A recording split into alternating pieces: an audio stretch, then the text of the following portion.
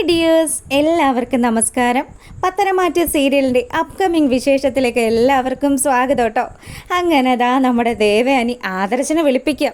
എടാ മോനെ ആദർശേ, എന്ത് തിരക്കുണ്ടെങ്കിലും ഈ വീട്ടിൽ നിന്ന് മാറി നിൽക്കുന്ന നിൻ്റെ ഈ സ്വഭാവം അതൊന്ന് മാറ്റിക്കോ. എന്താന്ന് വെച്ചാലേ അമ്മയ്ക്ക് തീരെയും വയ്യാതെ ഇരിക്കുക. എപ്പോഴും നീ എൻ്റെ അടുത്ത് വേണമെന്നൊക്കെ എനിക്ക് തോന്നുക. പിന്നെ ഉണ്ടല്ലോ, നീ ഏത് സമയവും നയനയുടെ വീട്ടിലാണെന്നൊക്കെ ഇവിടെ എല്ലാവരും എന്നോട് പറയുന്നുണ്ട്. നയനയ്ക്ക് ചെറിയ അവശത വന്നെങ്കിൽ കൂടി നീ അവിടെ പിന്നാലെ പോയി അവളെ ആശുപത്രി കാണിച്ച കാര്യങ്ങളും ഒക്കെ ഞാൻ അറിഞ്ഞല്ലോ. എന്തായാലും ഇനി അത്തരത്തിലുള്ള ഒരു കാര്യം ചെയ്യാൻ നിൽക്കണ്ട. നീ മലക്ക് പോകാൻ മാലയിട്ടിരിക്കുന്നതാ. അതുകൊണ്ട് തന്നെ എപ്പോഴും അവളിൽ നിന്നും ഒരകലം പാലിച്ച് നിൽക്കണം. ഇനി ശബരിമലയ്ക്ക് പോയി വന്നതിന് ശേഷവും മറ്റു ചില വഴിപാടും കാര്യങ്ങളും ഒക്കെ ഉണ്ട്. അതുകൊണ്ടുണ്ടല്ലോ എൻ്റെ മോൻ അമ്മ പറയുന്നത് പോലെ എല്ലാം നല്ല വ്രതത്തോടു കൂടി തന്നെ ചെയ്യണം. ചുരുക്കി പറഞ്ഞാൽ നമ്മുടെ ദേവയാനി നമ്മുടെ ആദർശനെയും നയനെയും കൂടെ ജീവിക്കാൻ അനുവദിക്കില്ല എന്ന് തന്നെയാണ് അവരിങ്ങനെ കച്ച കെട്ടിയിരിക്കുക.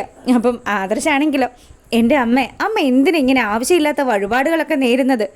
എടാ, ഞാൻ നേർന്നത് നിൻ്റെ ഭാവിക്ക് വേണ്ടിയിട്ടാണ്. നീ നന്നായിട്ടിരിക്കണ്ടേ, നമ്മുടെ കുടുംബത്തിൻ്റെ ഐശ്വര്യത്തിനും കൂടി വേണ്ടിയിട്ടാണ്. ഇനി നിനക്ക് ഉണ്ടാവുന്ന കുഞ്ഞുങ്ങളൊക്കെ നന്നായിട്ട് വരണ്ടേ? അമ്മ അതിന് നയനയും ഞാനും കൂടി ഒരുമിച്ച് ജീവിക്കാനുള്ള ഒരവസരം അമ്മ ഞങ്ങൾക്ക് താ. എൻ്റെ മോനെ, നമ്മുടെ വീടിൻ്റെ ഈ അന്തസ്സിനും ആ ഒരു അഭിവൃദ്ധിക്കും ഒക്കെ അനുസരിച്ചിട്ടുള്ള ഒരു മരുമോളല്ല അവൾ. നിനക്കറിയാലോ അവൾ എങ്ങനെ ഈ വീട്ടിലേക്ക് വന്നതെന്ന്. എന്തായാലും അമ്മ പറയുന്ന കാര്യങ്ങൾ മോൻ നന്നായിട്ട് കേൾക്കണം. ഇത് കേട്ടില്ലെങ്കിലുണ്ടല്ലോ പിന്നെ ഞാൻ നിന്നെ തിരിഞ്ഞു പോലും നോക്കില്ല എന്നൊക്കെ ദേവയാനി ദേഷ്യപ്പെട്ട് പറയുക. ഇതൊക്കെ കേൾക്കുമ്പോൾ ആദർശാണെങ്കിലോ, എൻ്റെ അമ്മ ഒന്ന് അടങ്ങ്. ചുമ്മാ ഏത് നേരവും നയനെക്കുറിച്ചുള്ള കുറ്റം മാത്രമല്ലേ അമ്മ പറയുന്നുള്ളൂ. നയന അമ്മയ്ക്ക് എന്ത് ദ്രോഹം ചെയ്തെന്നാണ് ഈ പറയുന്നത്? അങ്ങനെ അമ്മയും മോനും കൂടിയുള്ള സംഭാഷണമൊക്കെ കേട്ടുകൊണ്ട് അങ്ങോട്ടേക്ക് നമ്മുടെ ജയം വരിക. അല്ല, എന്താ ദേവ ഇത്? ദേവയ്ക്ക് മര്യാദയ്ക്ക് ഇരിക്കാൻ മേലെ ഏത് സമയവും നീ എന്തിനാ ഇങ്ങനെ നയനയെ കുറ്റപ്പെടുത്തുന്നത്? നയന മോള് നമ്മുടെ വീട്ടിൽ ആർക്കും ഒരു ഉപദ്രവവും ഉണ്ടാക്കുന്നില്ലല്ലോ. ആ കുട്ടിക്ക് തീരെ വയ്യാതെ ഇരിക്കുക. പിന്നെ അവൾക്ക് തലവേദനയോ തലകറക്കൊക്കെ ഉണ്ടായാൽ ഇവനല്ലാതെ ആരാ അവളെ നോക്കുന്നത്? ഇതൊക്കെ താൻ ഇനിയും മനസ്സിലാക്കിയില്ലെങ്കിൽ എങ്ങനെയാടോ? ഇതൊക്കെ വലിയ മോശമാട്ടോ എന്നൊക്കെ പറഞ്ഞ് ജയൻ നമ്മുടെ ദേവയാനിയെ തിരുത്താൻ ശ്രമിക്കുന്നുണ്ടെങ്കിലും ദേവയാനിയാണെങ്കിലോ, അതെ എന്തൊക്കെ പറഞ്ഞാലും ഇപ്പം ഇവൻ മലക്ക് പോകാൻ മാലയിട്ടിരിക്കുക. ആ സമയത്ത് അവൻ അവളുടെ വീട്ടിൽ പോകുന്നതൊന്നും തീരെ ശരിയല്ല. അങ്ങനെയാണെങ്കിൽ ഒരു കാര്യം പറഞ്ഞോട്ടെ, ഞാൻ മലക്ക് പോകാൻ മാലയിട്ടിട്ടുണ്ടല്ലോ. എന്നിട്ട് ഞാൻ തൻ്റെ അടുത്ത് വന്ന് നിന്ന് സംസാരിക്കുന്നുമുണ്ട്, തൻ്റെ അടുത്ത് ഇടപഴകുന്നുമുണ്ട്. അതിനെന്തെങ്കിലും പ്രശ്നമുണ്ടോ എന്ന് ചോദിച്ചു. അല്ല, അതിനിപ്പം ഞാനും ഏട്ടനും ഇത്രയും പ്രായമായതല്ലേ, അതുകൊണ്ട് പിന്നെ എന്താ പ്രശ്നം? എനിക്ക് വയ്യാതിരിക്കുമ്പോൾ പിന്നെ എന്നെ പരിചരിക്കേണ്ടത് ജയേട്ടനല്ലേ എന്ന് ചോദിച്ചു. ഇപ്പം തനിക്ക് ആ മര്യാദകളൊക്കെ അറിയാമല്ലേ? അങ്ങനെയാണെങ്കിൽ നയനയ്ക്ക് വയ്യാതെ വരുമ്പോൾ നയനയെ ആരാ സംരക്ഷിക്കേണ്ടത്? അതിവനല്ലേ. ആ കാര്യത്തിൽ വല്ല മാറ്റവും ഉണ്ടോ? അത് നമ്മളുടെ ആ ഒരു ബന്ധം പോലെയാണോ ഇവളും അവനും തമ്മിലുള്ള ബന്ധം? അതെ, എത്ര വന്നാലും എനിക്കത് അംഗീകരിക്കാൻ പറ്റില്ല. എൻ്റെ മനസ്സിൽ ഈ വീട്ടിൽ ഒരേ ഒരു മരുമോള് മാത്രമേ ഉള്ളൂ. അതെൻ്റെ അനാമിക മോളാണെന്ന് വലിയ സന്തോഷത്തിൽ ഇവളിങ്ങനെ പറയുക. അവസാനം ആദർശ ദേഷ്യം മൂത്തിട്ട് ആ റൂമിൽ നിന്ന് ഇറങ്ങിപ്പോയി. അതിനുശേഷമാണെങ്കിലോ നമ്മുടെ നവ്യ വരിക ആദർശിൻ്റെ അടുത്തേക്ക്. ആദർശേട്ടാ ഒന്ന് വരുമോ, എനിക്ക് കുറച്ച് കാര്യങ്ങൾ സംസാരിക്കാനുണ്ടെന്ന് പറഞ്ഞു.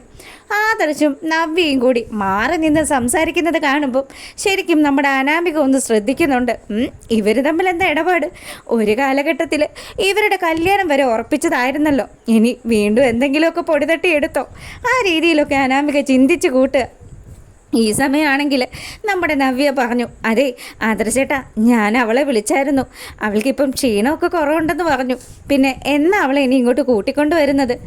അത് അമ്മയുടെ വയ്യായികകളൊക്കെ മാറിയിട്ട് അവൾ ഫുള്ള് ഓക്കെ ആയിട്ട് മാത്രമേ അവൾ ഈ വീട്ടിലേക്ക് കൊണ്ടുവരുള്ളൂ.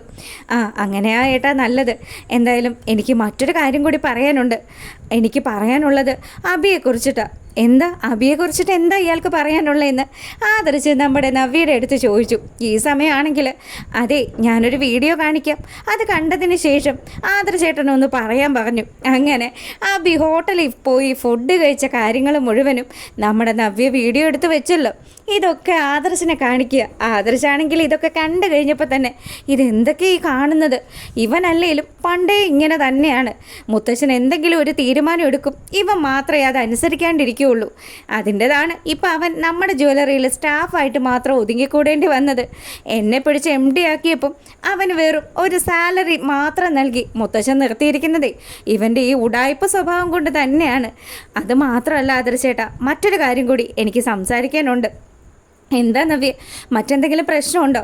അതെ, എൻ്റെ വയറ്റിലൊരു കുഞ്ഞുള്ള കാര്യം പോലും അവൻ ആലോചിക്കുന്നേ ഇല്ല. അവനുണ്ടല്ലോ, അവൻ ഏതോ ഒരു പെങ്കൊച്ചുമായിട്ട് കറങ്ങി നടക്കുകയാണ്. അവൻ്റെ സ്വഭാവത്തിൽ മൊത്തത്തിൽ പ്രശ്നങ്ങളാണ്. ഞാൻ എന്ത് ചെയ്യാനാ? എല്ലാം ഞാനായിട്ട് വരുത്തി വെച്ചതാണ്. നല്ലൊരു ജീവിതം എൻ്റെ മുന്നിലുണ്ടായിരുന്നു. പക്ഷേ അതൊന്നും കാണാതെ ഞാൻ എടുത്തു ചാടിയതാണല്ലോ. അത് ഞാൻ അനുഭവിച്ചോളാം. പക്ഷേ എനിക്കതൊക്കെ സഹിക്കുന്നതിന് മുന്നേ ഇവനെ എങ്ങനെയെങ്കിലും ഒന്ന് നേരെയാക്കി എടുക്കണമെന്നുണ്ട്. നിങ്ങളെയൊക്കെ പോലെ നല്ലൊരു മനുഷ്യനാക്കി അവനെ മാറ്റണമെന്നൊക്കെയുണ്ട്. അങ്ങനെ ആദർശ് ഈ കാര്യങ്ങൾ മുഴുവനും കേട്ടു. അതിനുശേഷമാണെങ്കിലോ, ഞാനൊന്ന് നോക്കട്ടെ അവൻ എവിടം വരെ പോകുമെന്ന്. എന്തായാലും അവനെയും അവൻ്റെ അമ്മയെയും ഞാൻ പ്രത്യേകം വാച്ച് ചെയ്യുന്നുണ്ട്. അപ്പം നവ്യ പറഞ്ഞു, അതെ ആദർശേട്ടാ, നിങ്ങൾ മലക്ക് പോകാൻ മാലയിട്ട ദിവസം ഉണ്ടല്ലോ, അന്ന് നയന ഉണ്ടാക്കിയ പായസം, ആ പായസം ഉണ്ടല്ലോ, അതുണ്ടാക്കിയ സമയം തന്നെ അനാമികയും അവളുടെ അമ്മയും കൂടി കുറച്ചെടുത്ത് മാറ്റി വെച്ചു. എന്നിട്ട് മിച്ചം വരുന്ന പായസത്തിൽ അവർ ആ പൊടി കലക്കിയത്. എന്തായാലും അനാമികയും അമ്മയും അഭിയെയും ജലജയും പോലെയല്ല, അവരെക്കാട്ടിലും ഭയങ്കര സാധനങ്ങളാണ് എന്നുള്ള കാര്യം കൂടി നമ്മുടെ നവ്യ ആദർശിൻ്റെ അടുത്ത് പറയുക. അപ്പോൾ ആദർശാണെങ്കിൽ അതെനിക്ക് തോന്നാതിരുന്നില്ല. എന്തായാലും അനാമികയും അവളുടെ വീട്ടുകാരെയും ഒക്കെ ഞാൻ പ്രത്യേകം വാച്ച് ചെയ്യുന്നുണ്ട്. ഞാനും രഹസ്യമായിട്ടൊക്കെ അന്വേഷിക്കുന്നുണ്ട്. അപ്പം അതുകൊണ്ട് നവ്യ ഇനി ഒരു കാര്യം ആലോചിച്ച് വിഷമിക്കേണ്ട, ഇതിനൊക്കെ ഒരു പരിഹാരം ഉണ്ടാക്കാമെന്നൊക്കെ പറഞ്ഞ് ആദർശം അങ്ങോട്ട് പോവുക. അങ്ങനെ ഈ സമയം നമ്മുടെ ജലജയും അതുപോലെ അഭിയും കൂടി പൊരിഞ്ഞ ചർച്ചയാണ്. അതെ, എടാ മോനെ, നീ എത്ര നേരമായി പുറത്തു പോയിട്ട്? നീ പുറത്തു പോയിട്ട് സത്യത്തിൽ എന്തെങ്കിലുമൊക്കെ കഴിച്ചോടാ? ദേ അമ്മ, ദയവ് ചെയ്ത് ഇവിടെ വെച്ചിതൊന്നും ചോദിക്കല്ലേ. ഇനി ആരെങ്കിലും കണ്ടാലോ കേട്ടാലോ അതൊക്കെ വലിയ പ്രശ്നമാവും. അറിയാലോ, ആ നവ്യ ഉണ്ടല്ലോ എൻ്റെ പുറകെ ക്യാമറ കണ്ണുമായിട്ട് നടക്കുക. അവൾ ഞാൻ എന്ത് ചെയ്യുന്നു ഏത് ചെയ്യുന്നു എന്നൊക്കെ നോക്കിയും കൊണ്ട് നടക്കുക. അതുകൊണ്ട് അമ്മ ഒരു കാര്യം ചെയ്യണം, ഇവിടെ വെച്ച് ഇങ്ങനെ ഒന്നും ചോദിക്കരുത്. എടാ മോനെ, അങ്ങനെയാണെങ്കിൽ അമ്മയ്ക്ക് കൂടി എന്തെങ്കിലും പുറത്തുനിന്ന് വാങ്ങിക്കൊണ്ട് വരായിരുന്നില്ലേ? എനിക്കും ഉണ്ടടാ ഈ വീട്ടിലെ സാമ്പാറും ഈ എരിശ്ശേരിയും പുളിശ്ശേരിയും ഒക്കെ കഴിച്ച് ഞാൻ ആകെ മടുത്തിരിക്കുക. അമ്മ വിഷമിക്കുമൊന്നും വേണ്ട, ഞാനൊന്ന് നോക്കട്ടെ നാളെ എന്തെങ്കിലുമൊക്കെ ഒപ്പിക്കാൻ പറ്റുമോയെന്ന്. ഇനി എന്തായാലും ഇന്നൊരു കാര്യവും നടക്കില്ല. ഞാൻ അത്രയും ടയേർഡാണ്. നീ ടയേർഡാവും. ഇന്ന് എല്ലാവരും ഏട്ടത്തിക്ക് വേണ്ടി വ്രതം പിടിച്ചപ്പം നീ പുറത്തു പോയി തട്ടിയിട്ടുണ്ട്. അതെന്തായാലും ഉറപ്പായ കാര്യം തന്നെയാണ്. ഇനിയിപ്പോൾ സമ്മതിക്കാതെ വേറെ മാർഗ്ഗമില്ലല്ലോ. അങ്ങനെ അഭിയും ജലജയും കൂടിയുള്ള ഈ ഒരു കുശുകുശുപ്പ് മുഴുവനും നമ്മുടെ ആദർശ് കണ്ടു നിൽക്കുക. അപ്പോൾ ആദർശിന് മനസ്സിലായി തള്ളയും മോനും നല്ല വെട്ടിയ ഇനങ്ങളാണെന്ന്. എന്തായാലും ഇതൊക്കെയാണ് ഇനി വരാനിരിക്കുന്ന വിശേഷം. ആദർശിനെയും അതുപോലെ തന്നെ ജലജയും കൊണ്ട് തന്നെ അഭിയെയും അതുപോലെ ജലജയും കൊണ്ട് തന്നെ നമ്മുടെ ആദർശ് എല്ലാ സത്യങ്ങളും പറയിപ്പിക്കാനുള്ള കാര്യങ്ങളും അവിടെ നടക്കുന്നുണ്ട്. അപ്പം ഇത്തരത്തിലുള്ള ഇനി വരാനിരിക്കുന്ന ഗംഭീരമായിട്ടുള്ള വിശേഷങ്ങളും ഒക്കെ ആയിട്ട് നമ്മൾ വീണ്ടും വരുന്നതായിരിക്കും. അതിനു മുന്നേ നിങ്ങളൊക്കെ ആദ്യമായിട്ടാണ് നമ്മുടെ ഈ ഒരു ചാനൽ കാണുന്നതെങ്കിൽ ഇഷ്ടപ്പെട്ട് കഴിഞ്ഞാൽ ഒന്ന് ലൈക്ക് ചെയ്തേക്കണേ. സബ്സ്ക്രൈബ് ചെയ്ത് കാണാത്തവരൊക്കെ ഒന്ന് സബ്സ്ക്രൈബ് ചെയ്തുകൂടെ സപ്പോർട്ട് ചെയ്തിരുന്നെങ്കിൽ വലിയ ഹെൽപ്പായിരിക്കും. അപ്പം എല്ലാവർക്കും നല്ലൊരു ദിവസം ആശംസിച്ചുകൊണ്ട് നമ്മൾ വീഡിയോ വൈൻഡപ്പ് ചെയ്യാണ്. അപ്പോൾ ഓക്കെ, താങ്ക്